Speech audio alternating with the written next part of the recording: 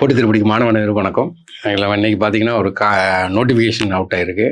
அதில் IP intelligence பியூரோவில் வந்து 3717 post வந்து கால்பர் பண்ணியிருக்காங்க. குவாலிஃபிகேஷன் கேட்டிங்கன்னா டிகிரி தான்.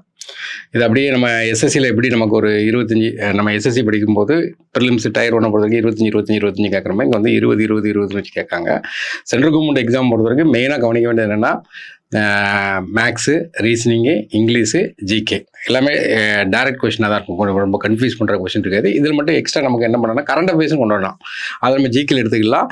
எல்லாருமே ஃபஸ்ட்டு அப்ளை பண்ணுங்கள். அப்ளை பண்ணாமல் இருக்காதிங்க. எஸ்எஸ்சி வந்து எம்டிஎஸ் வந்து 24 லாஸ்ட் டேட்டு.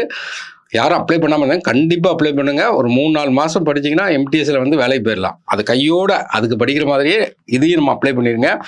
ரொம்ப ரேராக வரக்கூடிய கால்ஃபர் இப்போ வந்திருக்குது.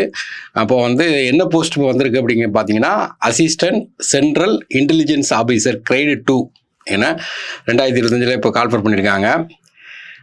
ஆக்சுவலி இந்த போஸ்ட்டில் வேக்கன்ட் பார்த்தீங்கன்னா நமக்கு பார்த்தீங்கன்னா 3717 வேக்கன்ட் இருக்குது. மொத்த வேக்கன்ட் எவ்வளோன்னு கேட்டிங்கன்னா 3717 வேக்கன்ட் இருக்குது. அதில் பார்த்தீங்கன்னா அன்ரிசர்வுக்கு 1537 இருக்குது. எக்கனாமிக் வீக்கர் செக்ஷனுக்கு பார்த்தீங்கன்னா 442 வேக்கன்ட் இருக்குது. ஓபிசிக்கு பார்த்தீங்கன்னா ஓபிசியில் கிரிமி லேயர், நான் கிரிமி லேயர் இருக்கும். இது என்ன கேட்டிங்கன்னா நான் கிரிமி லேயருக்கு 946, ஷெட்யூல் காஸ்ட்டுக்கு 566, ஷெட்யூல் ட்ரைபுக்கு 226.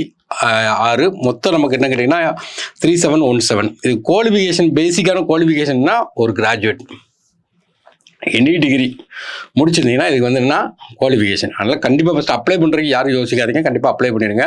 இது வந்து குரூப் சி சர்வீஸில் இது வருது. லெவல் பே என்ன கேட்டிங்கன்னா லெவல் 7 வருது. ஏஜ் லிமிட்டு சென்ட்ரல் கவர்மெண்ட்டை பொறுத்த வரைக்கும் பார்த்தீங்கன்னா ஏஜ் லிமிட் வந்து 18 to 27.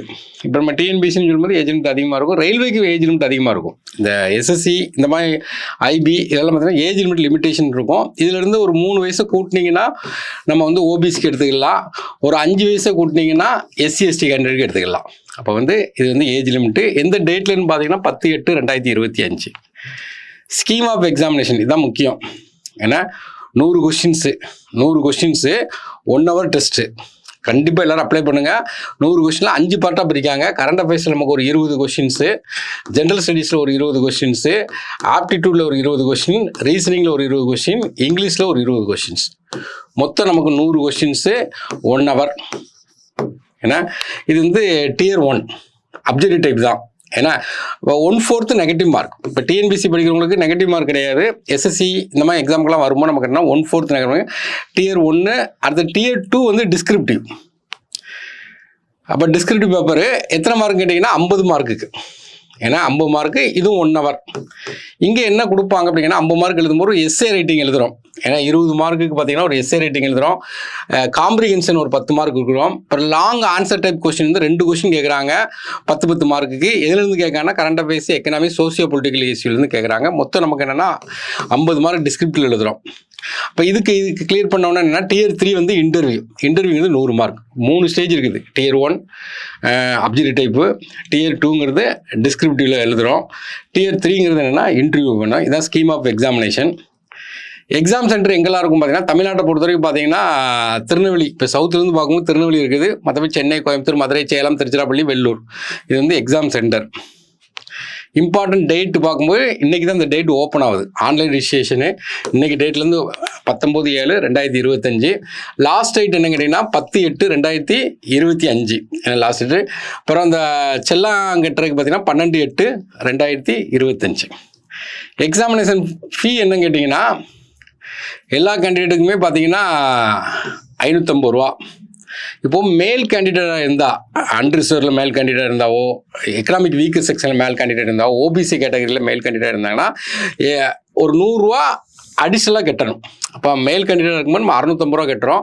மற்றவங்க எல்லோரும் பார்த்தீங்கன்னா 550 ரூபா கட்டுறோம். இதான் எக்ஸாமினேஷன் ஃபீ. கண்டிப்பாக அப்ளை பண்ணுங்கள். ரேராக வரக்கூடிய கால்ஃபர், வேக்கன்சி அதிகம் 3717 இருக்குது. இதில் பார்த்தீங்கன்னா நம்ம ஒரு எஸ்எஸ்சிக்கு படிக்கிற மாதிரியே இதையும் அப்ளை பண்ணி உட்காந்து படிச்சுன்னா ஈஸியாக பாஸ் பண்ணலாம். சென்ட்ரல் கவர்மெண்ட் நிறைய கால்ஃபர் போட்டுகிட்டே இருக்காங்க. ஆனால் நம்ம எதையுமே கண்டுக்கிடாமல் ஒரு லிமிட்டேஷன் கால்ஃபரையும் நம்பி உட்காந்து படிச்சுட்டு இருக்கோம். நம்ம எவ்ரி வீக் பார்த்தீங்கன்னா எம்ப்ளாய்மெண்ட் நியூஸ்லேயும் பார்த்தீங்கன்னா சின்ன போஸ்ட்டு நிறைய வரும். அது வாரம் பார்த்தீங்கன்னா வேலைவாய்ப்பு செய்திகள்னு சொல்லி நம்ம யூடியூப்பில் பார்த்தீங்கன்னா போட்டுட்ருக்காங்க. சின்ன சின்ன வேக்கண்டாக இருக்கும், போட்டியே இருக்காது. அப்போ அந்த இடத்துல பப்ளிக் செக்டராக இருக்கும். இந்த பப்ளிக் செக்டர்லாம் எழுதும்போது இதே பேட்டர்ன் தான். சென்ட்ரல் கவர்மெண்ட்டை பொறுத்த வரைக்கும் பார்த்தீங்கன்னா maths, reasoning, English, general knowledge தான் பேட்டர்ன். இந்த பேட்டர்ன் நீங்கள் அழுத்தி படிச்சிட்டிங்கன்னா ஈஸியாக பாஸ் பண்ணிடலாம். தேங்க்யூ.